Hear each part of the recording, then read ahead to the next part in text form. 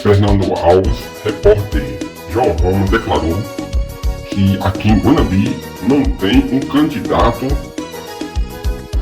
a prefeito do PL. Ele afirmou na Rádio Cultura. Assiste o vídeo até o fim. Aqui em Guanabi, na região, qual será a postura do PL, já que o diretório foi recém-criado? O PL pretende apoiar algum dos candidatos aqui na cidade? Guanabi é uma cidade importantíssima. Guanabi é uma cidade que nos recebeu muito bem durante o período eleitoral, com forte manifestação, uma população altiva, que percebe o que acontece no nosso Brasil.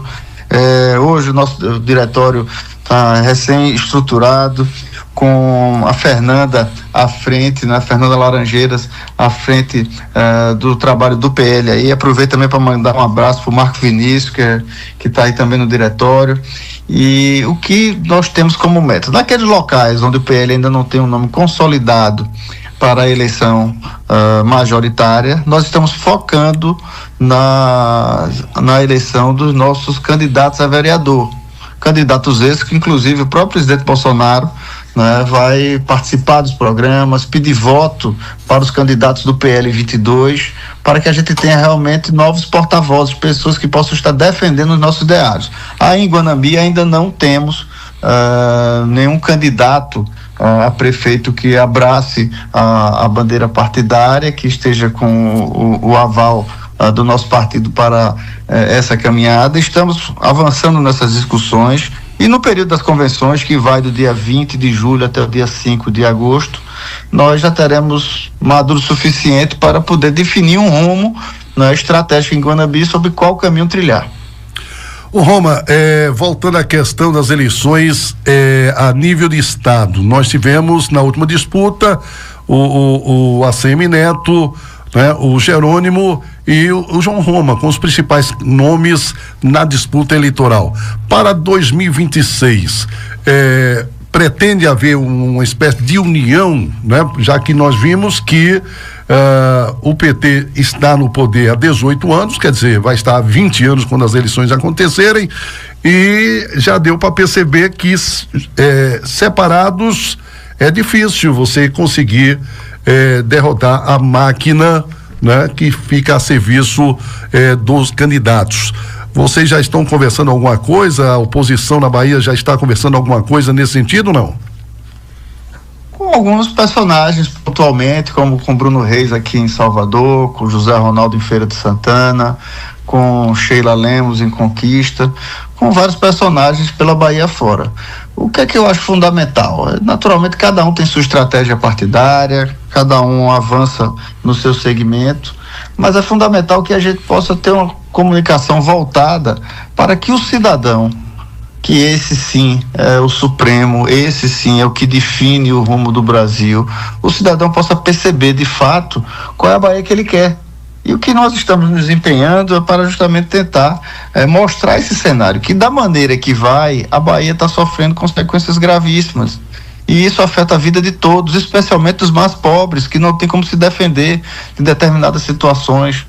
Então é fundamental que haja essa visão estratégica. Eu estou seguindo esse caminho por orientação do presidente Bolsonaro, né, fazendo um trabalho para despertar essa consciência, né, por toda a Bahia, né, mostrando que nós não vamos desistir do Brasil, muito menos da Bahia, né, que a esperança está latente, que nós sabemos que apesar de todas essas estruturas, né, quando a população desperta e quer realmente a mudança acontece, e nós estamos naturalmente abertos para o diálogo. Você sabe como é a minha linha na política, sempre aberto ao diálogo, sempre buscando fazer da política, né, um caminho, né, de evolução. A política, para mim, né, apesar de muitos que têm decepções e que observam através das disfunções da política, né, muitas mazelas do nosso Brasil, eu encaro a política como um avanço civilizatório. Eu encaro a política como algo positivo, onde a gente possa realmente agregar pessoas que tenham espírito público para poder estar movimentando e para poder estar trazendo benefício para a nossa sociedade. Não adianta nenhuma ação que venha de cima para baixo. A gente tem que validar isso com a nossa população. É isso que eu tenho buscado fazer, fazendo esse trabalho de base, conversando diretamente com as pessoas e aberto, naturalmente, para somar esforços em prol dos interesses da Bahia.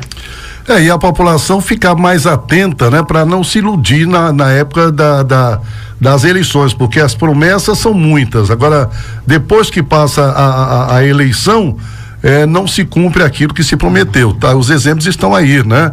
Como a taxação, das importações. Pode falar. Na Bahia ainda é pior, Fernando. Na Bahia você observa sobre essa questão de impostos.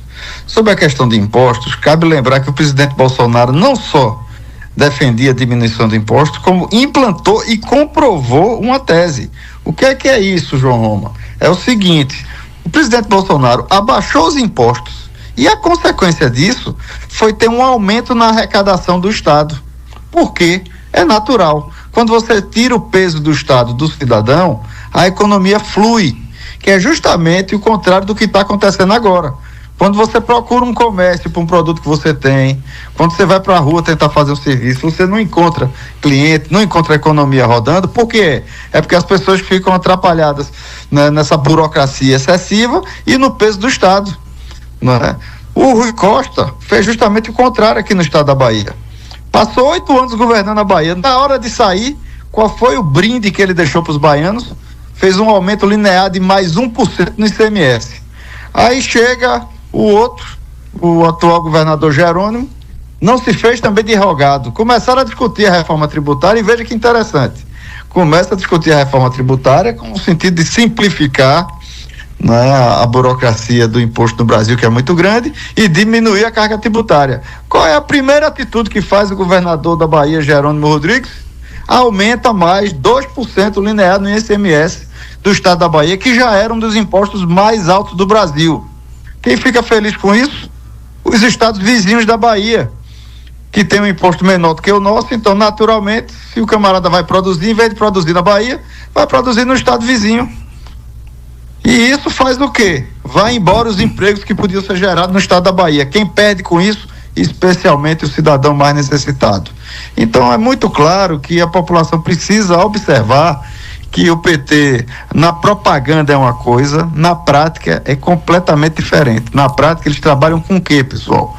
Com esse tomar lá da cá, com a política antiga de dependência, querendo que cada prefeito fique ali dependendo do Estado. É diferente do governo Bolsonaro. Quando teve as fortes chuvas na Bahia, ninguém foi perguntado qual era o partido político que fazia parte para receber benefício, não.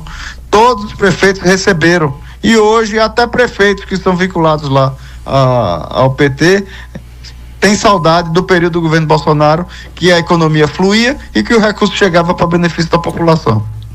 E a nível de Brasil, o governo não quer cortar na própria carne, né? Não faz, só pensa em arrecadar ao invés de tentar enxugar a máquina, e as consequências estão aí, né? Até as comprinhas, né, que o povo costumava fazer e que o próprio presidente disse que vetaria, e até agora não estão vendo nada nesse sentido, até as comprinhas de $50 passam a ser taxadas a partir de agora. Pois é, então é um movimento muito esquisito e é um Brasil que segue na contramão do mundo. Por isso que muitas vezes a gente vai perdendo oportunidades que não voltam mais. Isso já aconteceu na década de 80, quando houve um momento onde o Brasil poderia, sim, assim como os tigres asiáticos fizeram, certo? Ter surfado aquele momento com toda aquela parte de produção de eletrônicos. E aí o que é que tentou o Brasil? Fechar o seu mercado para beneficiar determinados grupos de empresários. Isso tem uma consequência muito grande, porque deixou de ter uma economia, né, mais aberta no Brasil. E hoje você vê da mesma maneira o atual governo do PT, um governo que tem, parece que uma fixação por gerar impostos. Parece que o Rui Costa, quando acorda lá na Casa Civil, diz: qual é o imposto que eu vou conseguir emplacar hoje, enfiar a goela abaixo do cidadão? Porque as obras não chegam. Toda hora fica anunciando aí novo PAC, mas ninguém vê sequer um trator rodando nessa Bahia para fazer uma obra. Mas para criar imposto, meu amigo, aí é ligeiro. Rapidamente inventa logo uma taxa, contribuição, medida provisória. Agora mesmo saiu uma nota, né, da rede de postos de combustível dizendo que vai ter reajuste de combustível por causa da nova medida provisória do governo federal, que mexe na parte de compensação Ou seja, a artimanha da artimanha para no final fazer o quê? Caça-níquel com a população. É mais uma pegadinha e é mais custo operacional para aqueles que estão tentando, né, de forma heróica, tentar produzir no estado da Bahia. João Roma, eu queria agradecer a sua participação no nosso programa de hoje, desejar sucesso ao partido, né? Que ele possa se estruturar, fazer muitos representantes aí nas eleições municipais, porque isso será fundamental para as eleições de 2026. Obrigado pela sua participação e fique à vontade, mais alguma coisa que você queira acrescentar aos ouvintes de Guanambi e região.